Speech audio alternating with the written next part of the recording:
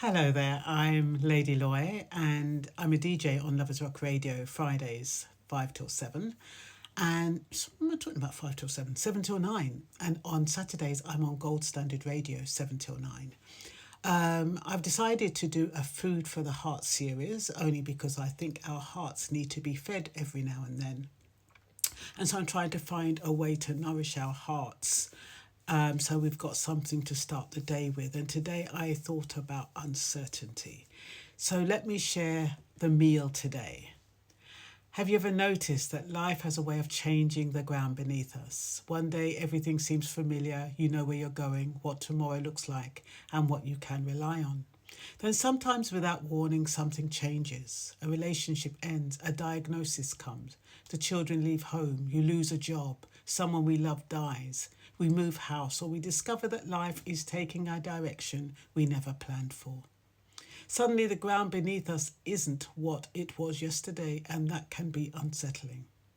Most of us don't mind a destination changing nearly as much as we need the certainty of knowing where we're going. I had an early morning dream today. It wasn't frightening, but it left me thinking. In the dream, I was travelling on a bus when I realised it was taking me to the wrong destination. I didn't argue with the driver, and I didn't wait to see where it ended up. I simply got off. Standing there, I found myself looking across what appeared to be a wide stretch of desert. The ground was uneven, full of little mounds and hollows, and I wondered how I was ever going to get across it. So I did what most people do when I don't know what else to do. I started walking. As I walked, I became aware of a car that seemed to be following me. It wasn't threatening enough to make me panic, but it was enough to make me pay attention.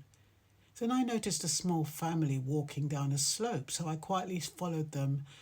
There was something reassuring about not being completely alone. As I continued, the landscape changed. What I first thought was desert now looked like heavy snow. It wasn't smooth snow either. It looked deep, with ridges and troughs as though it should have been difficult to cross. Yet something strange happened.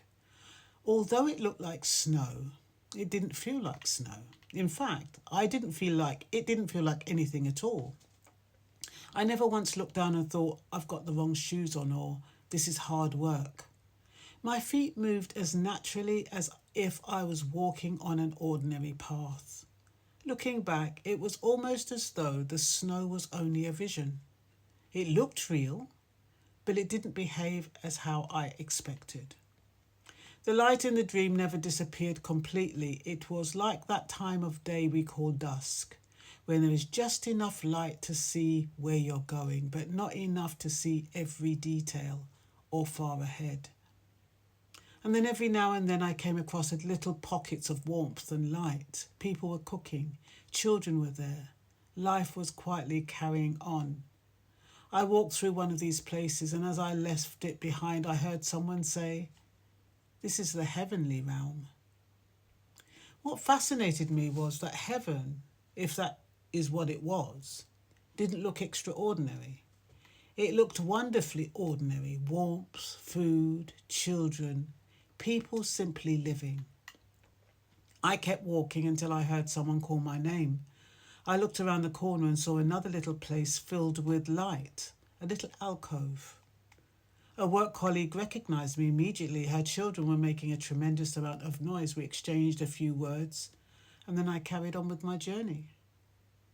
When I woke up, I realized something. Throughout the whole dream, almost everything changed. The bus changed, the landscape changed. What looked like desert became snow. The surroundings changed, the people changed, yet one thing remained constant. I kept walking.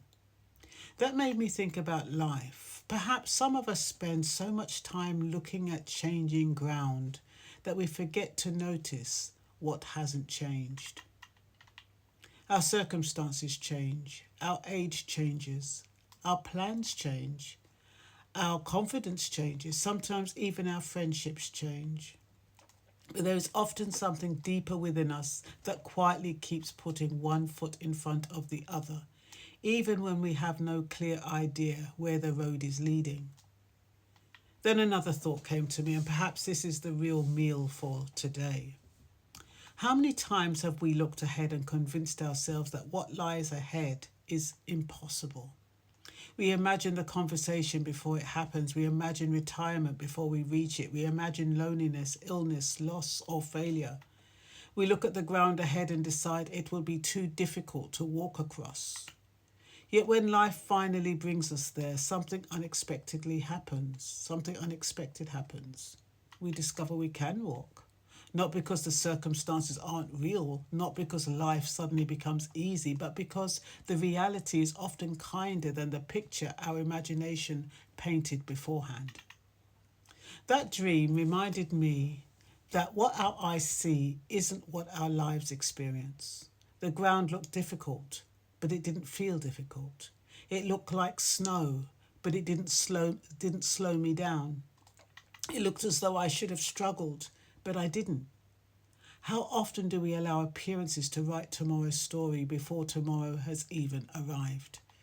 Perhaps that's why the dream has stayed with me. It wasn't really about buses or snow. It was about learning not to judge the whole journey by what the next few steps happen to look like. Sometimes the ground beneath us changes, but changing ground doesn't always mean a harder journey. Sometimes it simply means we're travelling through a different season. If life has changed the ground beneath your feet recently, don't assume it has simply taken away your ability to walk. You may not be able to see very far ahead, the path may look unfamiliar, and the future may not resemble the one you had planned. But appearances are not always reality.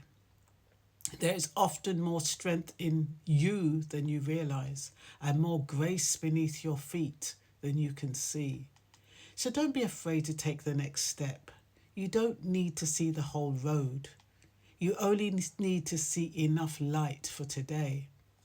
As the psalmist reminds us, thy word is a lamp unto my feet and a light unto my path. Sometimes that little lamp is all we need until tomorrow becomes today. And that is why this dream eventually became food for the heart. The dream was never the meal. The dream was the kitchen. The ingredients were already there.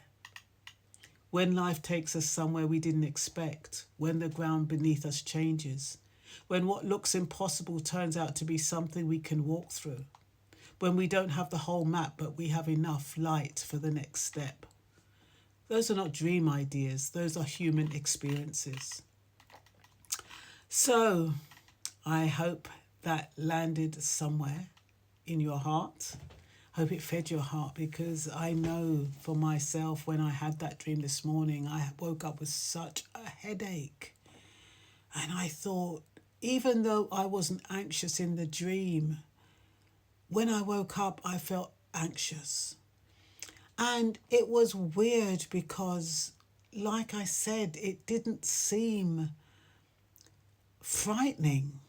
I mean, in reality, if I found myself off a bus facing a massive desert or an expanse of snow, I would have started either feeling too hot, too cold, lonely, frightened. But I didn't feel none of that, which meant I did not allow my environment to affect my journey.